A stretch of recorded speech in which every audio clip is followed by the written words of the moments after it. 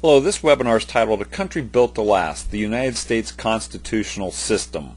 And this is just a quick overview of the beautiful system that has provided more freedom and liberty to the people of the United States and inspired it around the world. For more detailed studies, certainly visit USCivicsTraining.org or ChristianCivicsTraining.org.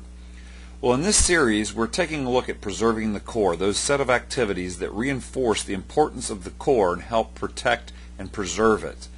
These are all the activities we've discussed that help preserve the core, and this webinar will focus on the founding documents and our core institutions. George Washington, in his farewell address, said this: "Profoundly penetrated with this idea, I shall carry it with me to my grave as a strong incitement to unceasing vows, that the free Constitution which is the work of your hands may be sacredly maintained, that its administration in every department may be stamped with wisdom and virtue. For it is the main pillar in the edifice of your real independence, the support of your tranquility at home, your peace abroad, of your safety, of your prosperity, of that very liberty which you so highly prize. That the happiness of the people of these states under the auspices of liberty may be complete by so careful a preserving and so prudent a use of this blessing, as will acquire to them the glory of recommending it to the applause, the affection, and the adoption of every nation which is yet a stranger to it." Well, what was Washington saying? That the Constitution should be protected, maintained, and honored. That all levels of government would be run with wisdom and virtue. That the people would cherish the true blessing that this constitutional republic is, and that they realize that these principles of freedom are a gift to the world. Well, as we've learned in this series, the Constitution is the frame of silver, protecting the Declaration, which is the apple of gold. Well, if you've been following along, what you realize is that in the Declaration of Independence, we have these key anchor verses of philosophy and self-government. We hold these truths to be self-evident, that all men are created equal, that they are endowed by their Creator with certain unalienable rights, that among these are life, liberty, and the pursuit of happiness.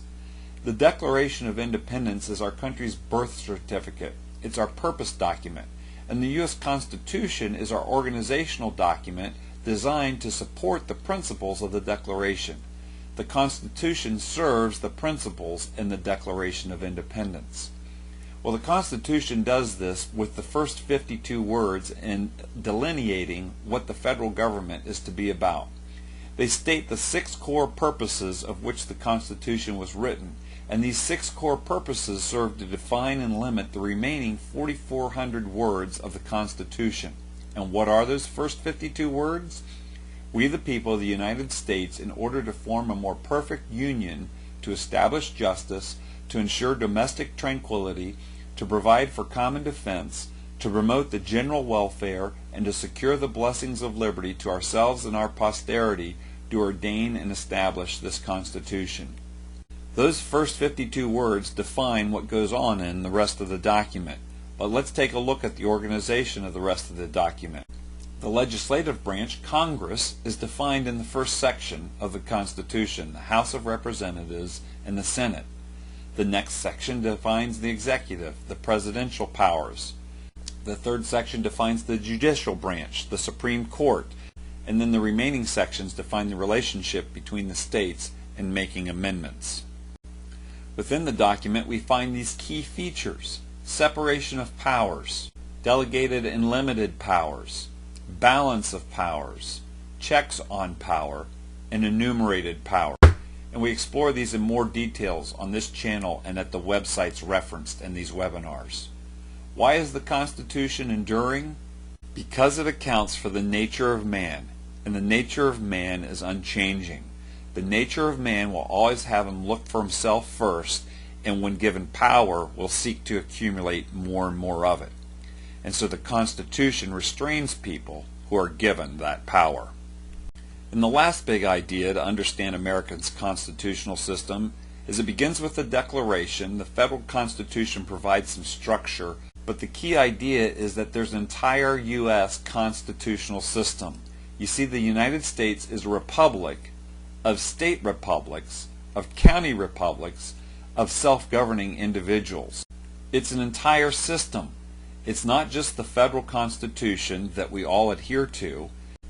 It's an entire system that provides vertical separation of power and is possibly the most important part of our system. Remember, it's an entire system. I challenge you to be a person that preserves this core and shares these understandings with others. You can go more deep into these topics at USCivicsTraining.org, ChristianCivicsTraining.org, and InstituteForChristianCitizenship.org. My name's Craig Seibert. Thanks for listening.